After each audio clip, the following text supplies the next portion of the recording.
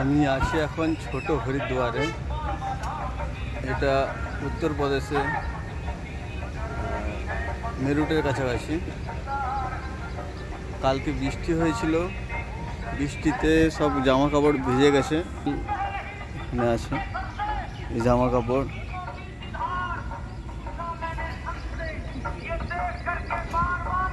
কালকে রাতে খুব বৃষ্টি হয়েছে, এখানে ছিলাম।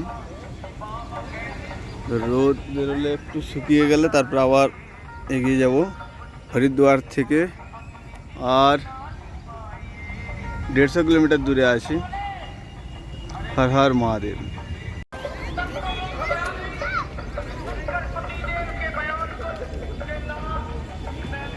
এটাকে ছোট হরিদ্বার বলা হয়।